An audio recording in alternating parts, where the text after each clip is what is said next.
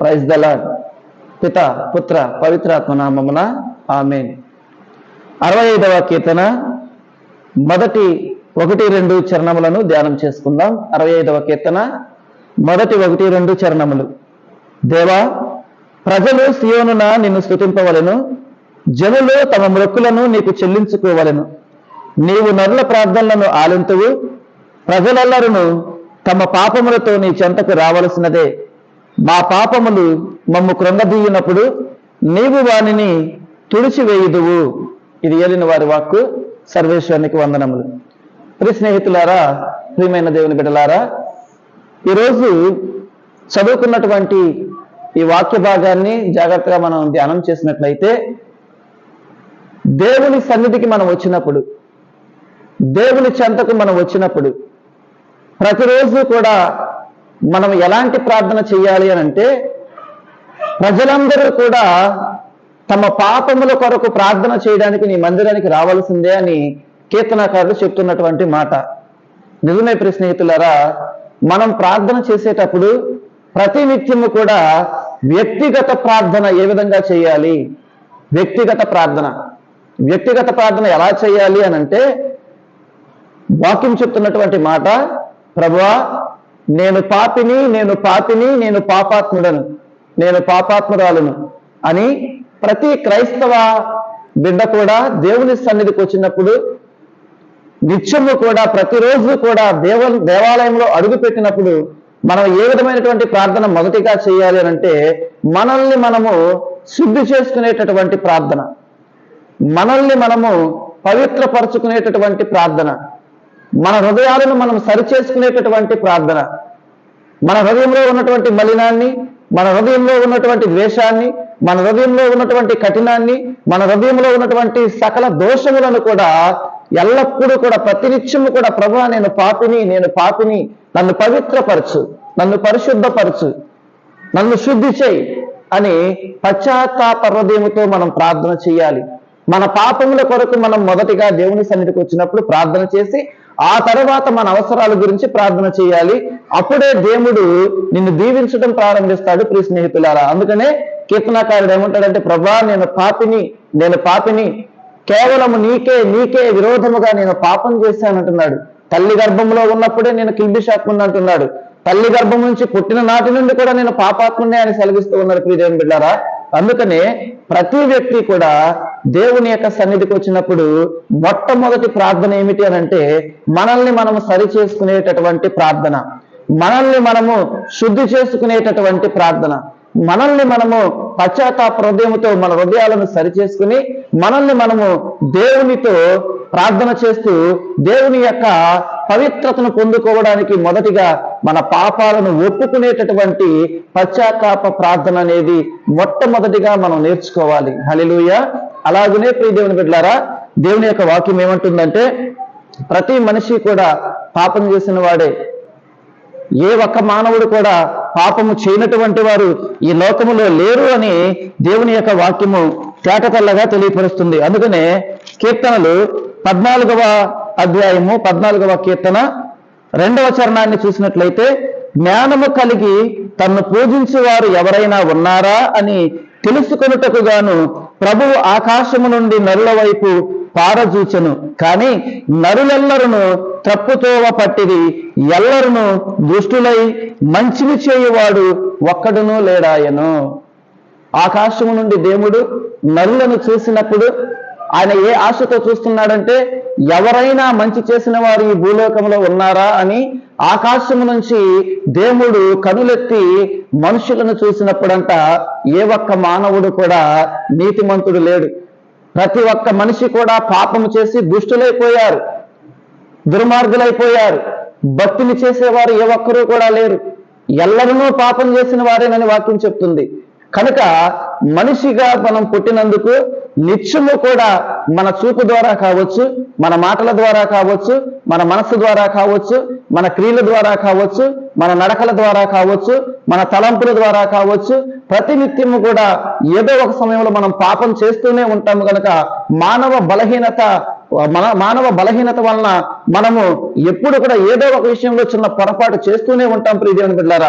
అందుకనే దేవుని యొక్క వాక్యం ఏమంటుందంటే ఎల్లప్పుడూ కూడా నిన్ను నువ్వు సరిచేసుకుంటూ ఉండాలి. ప్రతి క్షణము కూడా, ప్రతి నిమిషము కూడా, ప్రతి గంట కూడా, ప్రతినిత్యము కూడా నిన్ను నువ్వు సరిచేసుకోవడానికి, నిన్ను నువ్వు శుద్ధి చేసుకోవడానికి శుద్ధీకరణ ప్రార్థన, పశ్చాత్తాప ప్రార్థన అనేది దేవుని సన్నిధిలో మనం చేయాలి. ఇది మొదటి ప్రార్థన. ఇక తర్వాత ఎలాంటి ప్రార్థన మనం కలిగి ఉండాలి అని అంటే, మన కొరకు మనం చేసేటటువంటి ప్రార్థన కాదు, మన కుటుంబం కోసం మనం చేసేటటువంటి ప్రార్థన కాదు, దేవుడు మెచ్చేటటువంటి ప్రార్థన, నీ కోసం నువ్వు చేసేటటువంటి ప్రార్థన కాదు, నీ కుటుంబం కోసం నువ్వు చేసేటటువంటి ప్రార్థన కాదు.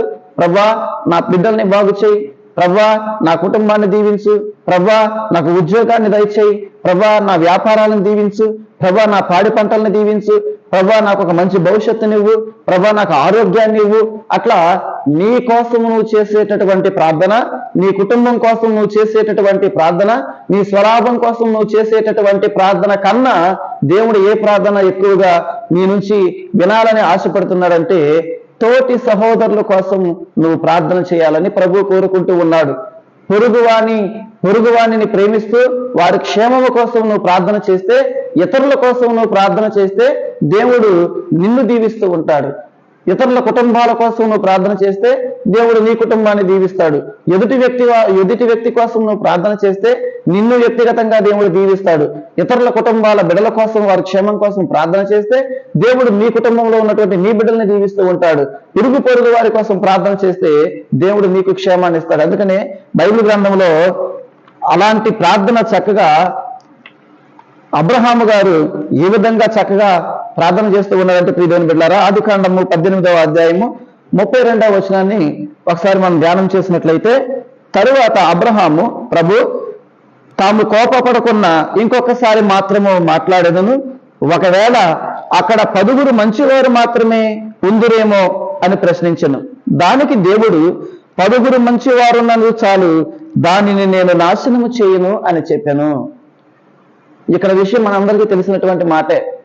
దేవుడు సొదొమ గొమొర్రా పట్టణాలను కాల్చివేయడానికి, సొదొమ గొమొర్రా పట్టణ వాసులు దుర్మార్గులైపోయిరి, దుష్టులైపోయిరి. మంచి ఏ ఒక్క ఇసుమంతైనా కానీ వాళ్ళ యొక్క దేహంలో కానీ వాళ్ళ హృదయంలో కానీ ఏ ఒక్క మంచి కార్యం కూడా లేదు. కాబట్టి ఇక ఆ 2 పట్టణాలను అగ్నిగంధకములతో కాల్చివేయడానికి దేవుడు సిద్ధమైనప్పుడు ఆ దేవుని మనస్సులో మాట స్నేహితుడైనటువంటి అబ్రహాంతో చెప్తున్నాడు. అబ్రహామును అంటూ ఉంటాడు, అబ్రహాము నా స్నేహితుడు అని. అందుకనే స్నేహితులు ఎప్పుడూ కూడా పర్సనల్ విషయాలన్నీ కూడా తల్లిదండ్రులతో చెప్పుకోలేరు, బంధువులతో చెప్పుకోలేరు, భార్యాభర్తలతో చెప్పుకోలేనటువంటి మాటలు, బిడ్డలతో చెప్పుకోలేనటువంటి మాటలు, పర్సనల్ గా ఉన్నటువంటి ఎన్నో మాటల్ని స్నేహితులతో మాత్రమే పంచుకుంటారు. కారణం ఏంటంటే స్నేహబంధం అనేది చాలా గొప్పది, చాలా పవిత్రమైనటువంటి బంధం. అందుకనే దేవుని మనసులో ఉన్నటువంటి మాట అబ్రహాంతో పంచుకున్నాడు. అబ్రహాము, నేను నీ ఇంటి నుంచి బయలుదేరుతున్నాను. ఎక్కడికి వెళ్తున్నానంటే అదిగో ఆ సొదొమ గొమొర్రా పట్టణాలకు వెళ్తున్నాను. ఆ పట్టణంలో ఉన్నటువంటి ప్రజలందరూ కూడా దుర్మార్గులైపోయారు, దుష్టులైపోయారు. వారి యొక్క చేయడములు నా కంటికి తీవ్ర బాధను కలిగిస్తూ ఉన్నాయి. కనుక ఆ నగర వాసులు కనుక ఇంకా ఈ భూమి మీద ఉంటే వారి పాపం వల్ల ఈ భూమి అంతా కూడా నాశనం అయిపోతుంది, ప్రజలందరూ కూడా భ్రష్టులైపోతారని చెప్పి ఇక వాళ్ళ యొక్క ఆ పడ అనేది కానరాకుండా కాల్చివేస్తానని చెప్పేసి తన మనసులో మాట, దేవుని మనసులో మాట అబ్రహాంతో పంచుకున్నాడు. అప్పుడు అబ్రహాం గారు ఏం చేస్తున్నారంటే వెంటనే ఆ యొక్క దేవుని యొక్క సముఖముగా దేవుని యొక్క ముందర సాగిల పడుతూ ఆయన ప్రార్థన చేస్తున్నాడు. ఏమని ప్రార్థన చేస్తున్నాడంటే, అయ్యా నా కుటుంబాన్ని దీవించు, లేకపోతే నా బిడ్డల్ని దీవించు, లేకపోతే నాకు సంతానం లేదు కదా నాకు సంతానాన్ని ఇవ్వు అని ప్రార్థన చేయలేదు.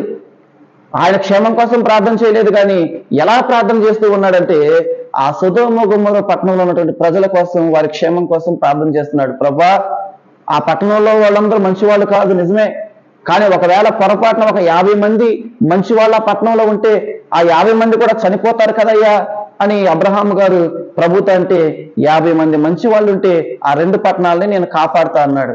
మరలా అబ్రహాం కొంచెం చనువు తీసుకుని, ప్రభువా 5 తక్కువ 45 మంది ఉంటే ఆ పట్టణాన్ని కాల్చేస్తావా అని అడిగాడు. 45 మంది ఉన్నా కానీ నేను కాల్చనయ్యా అన్నాడు. మరలా కొద్దిగా ఆయన దేవుని దగ్గర బ్రతిమాలుకుంటూ, ప్రభా 40 మంది ఉన్నా కాలుస్తావా అన్నాడు. 40 మంది ఉన్నా కానీ నేను వాళ్ళని విడిచిపెడతా అన్నాడు దేవుడు. ప్రభా మట్టి వాడిని, పురుగు లాంటి వాడిని, దుమ్ము లాంటి వాడిని, ధూళి లాంటి వాడిని, నీ ముందర నేను సాహసించి మాట్లాడుతున్నాను, ఏమి అనుకోమాకు తండ్రి, కోపగించుకోమాకయ్యా. అక్కడ 30 మంది ఉంటే ఆ పట్టణం ప్రజల్ని చంపకుండా వదిలేస్తావా అన్నాడు. 30 మంది ఉన్న అబ్రహాము ఆ నగరాలను నేను కాల్చివేయను అన్నాడు. తర్వాత మరలా అబ్రహాము కొంచెం చనువు తీసుకుని, అయ్యా ఇంకొకసారి మనవి ఆలకించు, అక్కడ 20 మంది ఉంటే ఆ యొక్క ప్రజల్ని కాల్చివేస్తావా అని అడిగాడు. 20 మంది ఉన్నాగా నేను కాల్చివేయను అన్నాడు.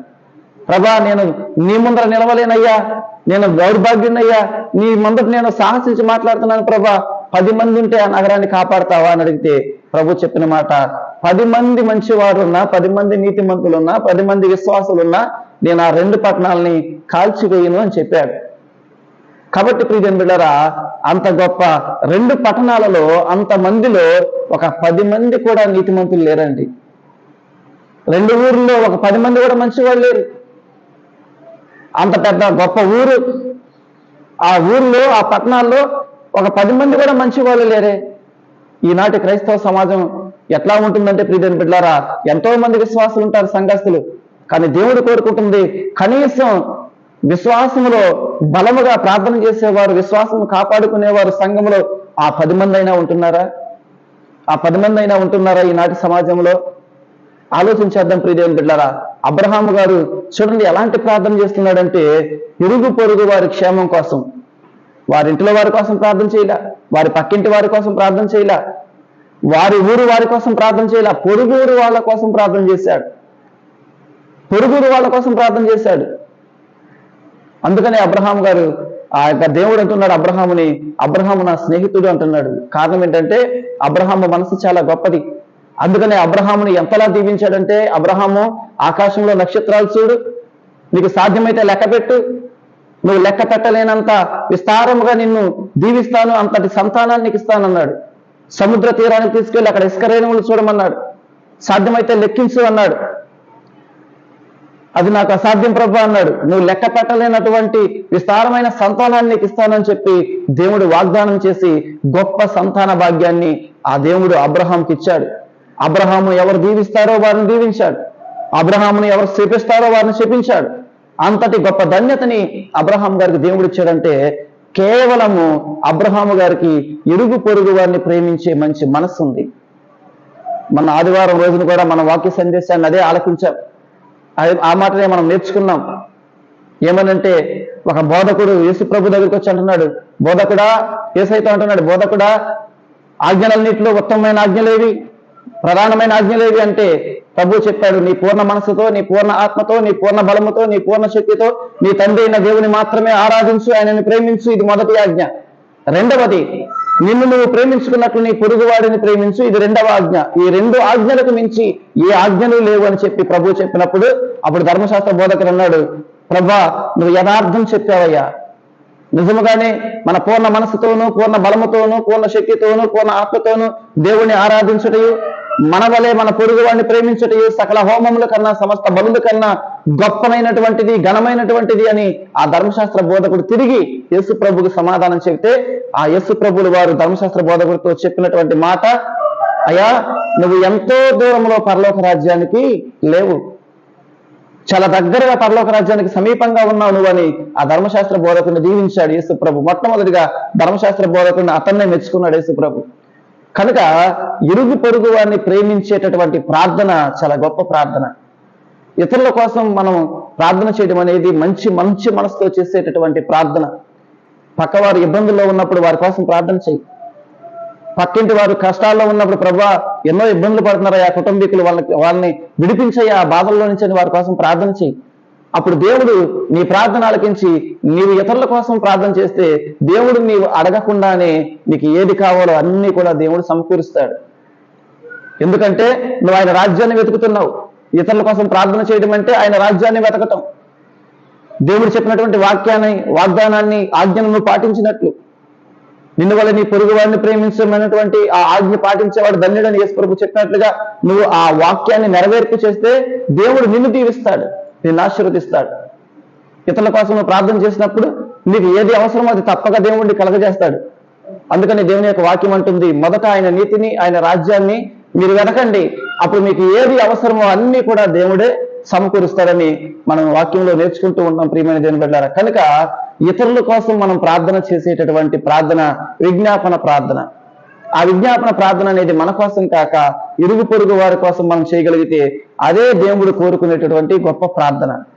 కనుక మొట్టమొదటిగా శుద్ధీకరణ చేసేటటువంటి ప్రార్థన, అంటే మనకు మనం శుద్ధి చేసుకునేటువంటి పశ్చాత్తాప ప్రార్థన దేవుని సన్నిధిలోకి రాగానే మనం పశ్చాత్తాప ప్రార్థన చేయాలి. రెండవదిగా ఇరుగు పొరుగు వారి కోసం విజ్ఞాపన ప్రార్థన చేయాలి. ఇక మూడవ ప్రార్థన ఏమిటి అనంటే ఇది బలమైనటువంటి ప్రార్థన, శక్తివంతమైనటువంటి ప్రార్థన. బలమైనటువంటి ప్రార్థన, శక్తివంతమైనటువంటి ప్రార్థన, అద్భుతాలు చేసేటటువంటి ప్రార్థన, గొప్పనైనటువంటి ప్రార్థన. ప్రియమైన దేవుని బిడ్డలారా, ఆ ప్రార్థన ఏమిటి అనంటే స్తుతి ప్రార్థన. స్తుతి ప్రార్థన. అందుకనే బైబిల్ గ్రంథంలో యెహోషువ గ్రంథము 6వ అధ్యాయము, యెహోషువ గ్రంథము 6వ అధ్యాయము 4వ వచనాన్ని 5వ వచనాన్ని ఒకసారి ధ్యానం చేద్దాం. యెహోషువ గ్రంథము 6వ అధ్యాయము 4-5 వచనాలు.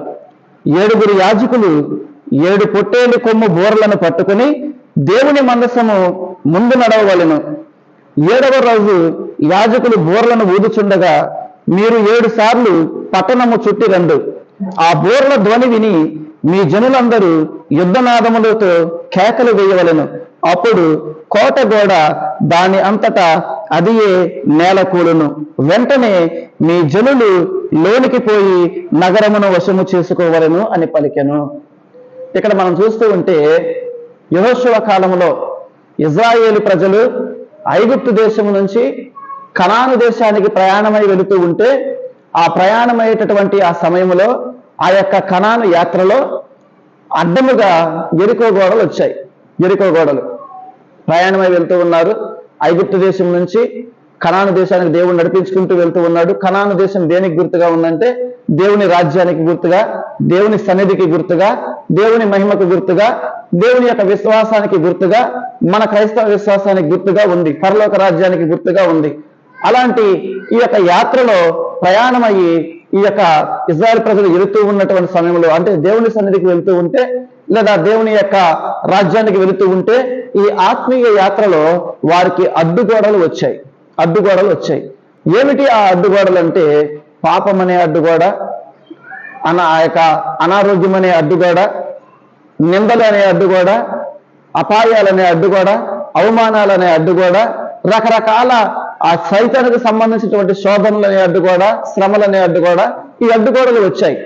అలాంటప్పుడు ప్రియమైన దేవుని బిడ్డలారా, వాళ్ళు చేసినటువంటి పని ఏమిటంటే దేవుడు వాళ్ళకి చెప్తున్నటువంటి మాట ఏమిటంటే ఆ కోట గోడల చుట్టూ కూడా దైవ మందసాన్ని ముందర ఉంచి ఆ దైవ మందసానికి ముందరగా యాజకులు బోరలు ఊదుకుంటూ, కొమ్ము బోరలు ఊదుకుంటూ ప్రజలు వెనకాల నడుస్తూ ఉంటూ మీరు 7 సార్లు ఆ కోట ప్రాకార గోడల చుట్టూ, ఎరుకో ప్రాకార గోడల చుట్టూ తిరిగి మీరు ఆ 7వసారి తిరిగి వచ్చినప్పుడు మీరు పెద్దగా యుద్ధనాదముతో కేకలు వేయండి, ఆ యాజకులు బోరధ్వని చేయండి, అంటే స్తుతి చేయండి అని చెప్పినప్పుడు ఆ జనులు అలా చేసినప్పుడు ఆ కోట గోడలు పొలుగులతో పొడవలేదు, పారలతో పొడవలేదు, వాటంతటా అవే కుప్పకూలిపోయాయి. ప్రియమైన దేవుని బిడ్డలారా, అంటే దేవుని ప్రజలు స్తుతించగా, కీర్తించగా, ఆరాధించగా అడ్డొచ్చినటువంటి ఈ బలమైనటువంటి ఎరుకో గోడలు కుప్పగూలిపోయాయి. దీని అర్థం ఏమిటంటే సాతాను శక్తులు నువ్వు స్తుతించేటప్పుడు, యేసునామాన్ని నీ నోట స్తుతించేటప్పుడు నీ ముందర ఏ సాతాను శక్తులు కూడా నిలవలేవు. ఒక మాట చెప్తూ ఉంటా, ఎప్పుడు కూడా యేసునామాన్ని జపించినప్పుడు, మన నోట యేసునామము కీర్తనగా ఉన్నప్పుడు, ఎల్లప్పుడూ కూడా స్తుతులు గొప్పగా చెప్తూ ఉన్నప్పుడు మన నోటి నుంచి వచ్చే ప్రతి వాక్కు కూడా దేవుడు నెరవేరుస్తాడు. కారణం ఏంటంటే దేవుని యొక్క వాక్కు నీ నోట ఉన్నది కనుక. కాబట్టి ప్రియమైన దేవుని బిడ్డలారా, అట్లాంటి స్తుతి ప్రార్థన మనం కలిగి జీవించాలి. అటు ధన్యతను దేవుడు మనకు దయచేయాలని మనందరం కూడా ఈరోజు ప్రత్యేకంగా దేవుని బిడ్డలారా మనం నేర్చుకున్నటువంటి ఈ యొక్క ప్రార్థనలో ఉన్నటువంటి 3 రకాల ప్రార్థనలు, మొట్టమొదటిది పశ్చాత్తాప ప్రార్థన, రెండవది విజ్ఞాపన ప్రార్థన, ఇతరుల కోసం ప్రార్థన, మూడవది సాతాను శక్తులను జయించడానికి మన యొక్క ఆ ప్రార్థనలో దేవుని యొక్క వరాలు, దేవుని యొక్క మహిమను మనం పొందుకోవడానికి స్తుతి ప్రార్థన ఏ విధంగా మనం చేయాలో ఈరోజు ప్రత్యేకంగా నేర్చుకున్నాం. అట్టి ప్రార్థనల యొక్క సహాయము, ప్రార్థన యొక్క వరము దేవుడు ఎప్పుడు కూడా మనందరికీ దయచేయాలని ప్రత్యేకంగా మనందరం కూడా ప్రార్థన చేద్దాం. పిత, పుత్ర, పవిత్రాత్మ నామమున ఆమేన్. God bless you. దేవుడు మేము దీవించును గాక.